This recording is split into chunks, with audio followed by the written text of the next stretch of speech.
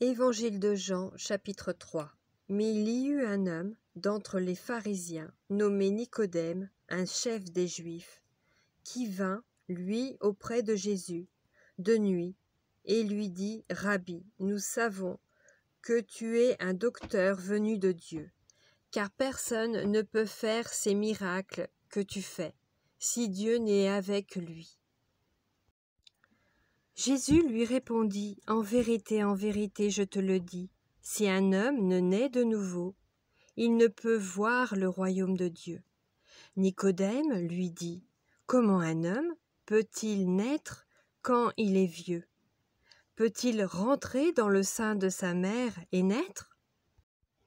Jésus répondit, en vérité, je te le dis, si un homme ne naît d'eau et d'esprit, il ne peut entrer dans le royaume de Dieu.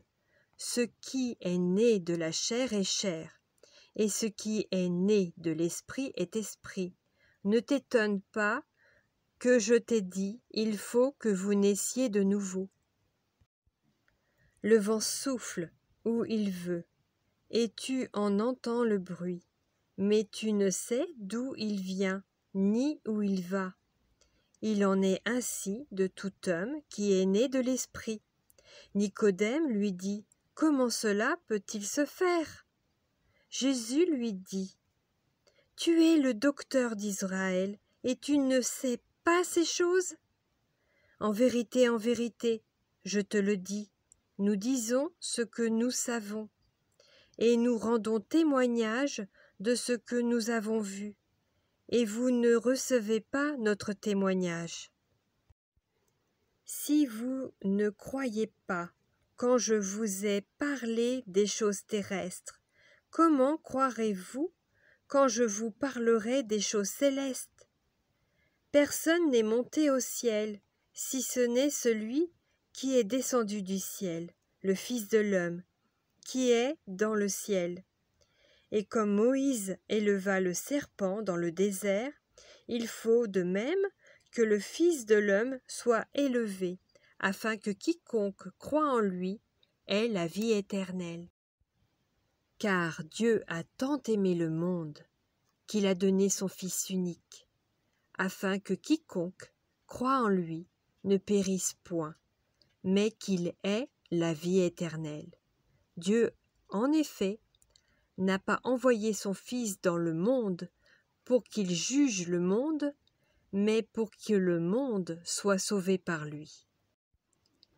Celui qui croit en lui n'est point jugé, mais celui qui ne croit pas est déjà jugé, parce qu'il n'a pas cru au nom du Fils unique de Dieu.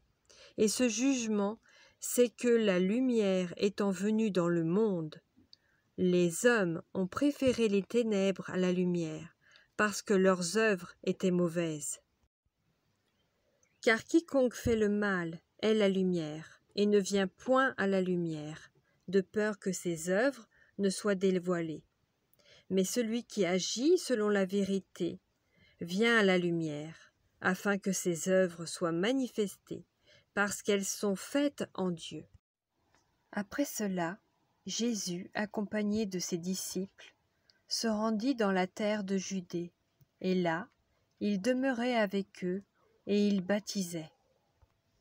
Jean aussi baptisait à Hénon, près de Salim, parce qu'il y avait là beaucoup d'eau, et on y venait pour être baptisé. Car Jean n'avait pas encore été mis en prison. Or, il s'éleva de la part des disciples de Jean une dispute avec un juif touchant la purification. Ils vinrent trouver Jean et lui dirent, « Rabbi, celui qui était avec toi au-delà du Jourdain, et à qui tu as rendu témoignage, voici, il baptise, et tous vont à lui. » Jean répondit, « Un homme ne peut recevoir que ce qui lui a été donné du ciel. Vous-même m'êtes témoins que j'ai dit, je ne suis pas le Christ, mais j'ai été envoyé devant lui. Celui à qui appartient l'épouse, c'est l'époux. Mais l'ami de l'époux, qui se tient là et qui l'entend éprouve une grande joie à cause de la voix de l'époux. Aussi cette joie qui est la mienne est parfaite. Il faut qu'il croisse et que je diminue. Celui qui vient d'en haut est au-dessus de tous. Celui qui est de la terre est de la terre, et il parle comme étant de la terre. Celui qui vient du ciel est au-dessus de tous. Il rend témoignage de ce qu'il a vu et entendu, et personne ne reçoit son témoignage. Celui qui a reçu son témoignage a certifié que Dieu est vrai, car celui que Dieu a envoyé dit les paroles de Dieu, parce que Dieu ne lui donne pas l'esprit avec mesure. Le Père aime le Fils, et il a remis toutes choses entre ses mains. Celui qui croit au Fils a la vie éternelle. Celui qui ne croit pas au Fils ne verra point la vie, mais la colère de Dieu demeure sur lui.